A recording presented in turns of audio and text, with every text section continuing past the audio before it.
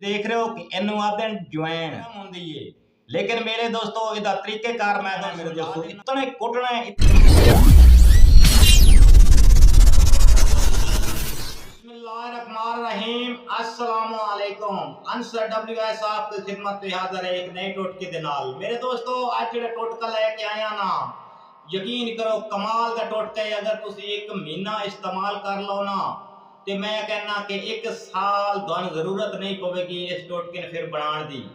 पहले दे दो चार फायदे सुन लो। सब तो पहले मेरे दोस्तों जेड़े इंसान आते ना साडा मेदा काम नहीं करता, साडा जिगर खून नहीं बनता, साडे मसाने ते गर्मी बड़ी है तो मेरे दोस्तों उन्हां लिए यकीन करो कि बड़ा ही फायदेमंद है। अगर तुम ये बना लो तरीकेकार मैं दस छड़ना है थमने तो तुम देख लिया है। ते कई लोग आते ना मेरे दोस्तों कि ज्वैन जी होंगी ना साडे पंजाब में इन्होंने ज्वैन आखे जाता, मैं शक्ल भी तुहानू दिखाना वा कि मेरे दोस्तों कई जड़े आते ना कि यानी कि गर्म होंगी है।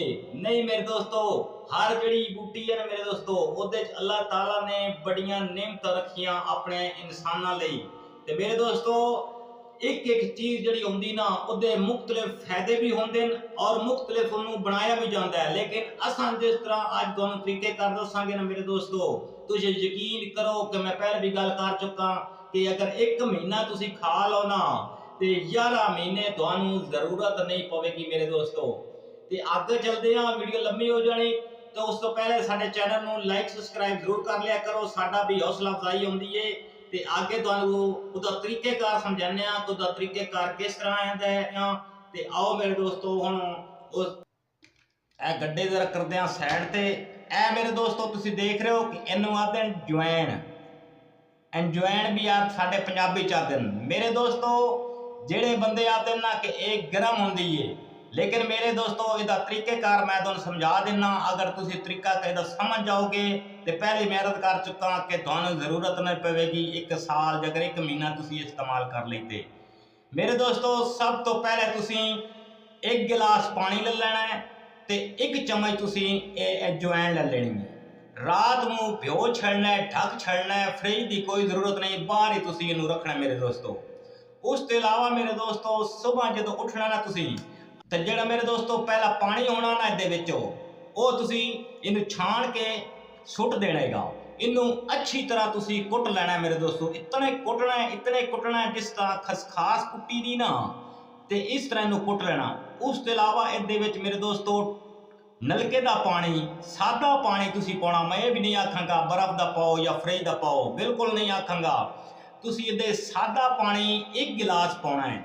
एक गिलास जो कुट के तुसी एक गिलास पानी पा लोगे उस तो बाद मेरे दोस्तों तुसी इनू अच्छी तरह फिर किसी कपड़े के नाल छान लेना है या पौनी के नाल छान लेना जिहदे नाल चाह पौनी दी भरी होवे बरीक बार बेहतर यही है। अगर तुसी कपड़े नाल छान लो तो घर दे विच मल दे कपड़े कई होंदे हैं ना।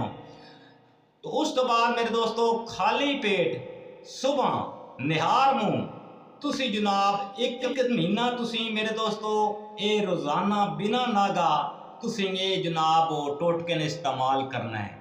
तो फिर मेरे दोस्तों तुसी कमेंट बॉक्स में इसी वीडियो में दोबारा आओगे इस वीडियो ते इस कमेंट बॉक्स में तुसी लिखोगे कि तुहानू फायदा मिलया कि नहीं। स्क्रीन ते मेरा नंबर भी चल रहा होंदा है, अगर किसी कॉल करनी होवे तो कॉल भी कर सकता है मेरे दोस्तों। दोस्तों जिस तरह मैं तुहानू तरीका इहदा समझाया है इसी तरह अगर तुसी इहदा तरीका इस्तेमाल कर लिया तो मैं पहले भी 2 दफा आ चुका वीडियो के विचों कि एक महीना करना है तो 11 महीने तुहानू जरूरत नहीं पवेगी इस टोटका बनाने की मेरे दोस्तों। एक ऐसी चीज है मेरे दोस्तों ये इतनी एक ठंडी हो जाएगी जेड़े आते ना कि इहदी एक गर्म होंगी, लेकिन जो सारी रात खिंचेगी ना मेरे दोस्तों हर चीज का तरीका अगर फक्का मारोगे ना इस तरह तो फिर गर्म होएगी मेरे दोस्तों। ठीक है ते अगर तुसी इन्हू पानी के साइड भिओगे ना ठंडी तासीर दी ठंडी होएगी मेरे दोस्तों। तो अगर वीडियो साड़ी छोटी जी पसंद लगी हो तो इसके नाल ही अंसर WS को इजाजत। अपना ढेर सारा ख्याल रखा है, दुआ भी याद रखा है। हो सके तो इस चैनल को लाइक सबसक्राइब जरूर कर दे। अल्लाह सोने के हवाले।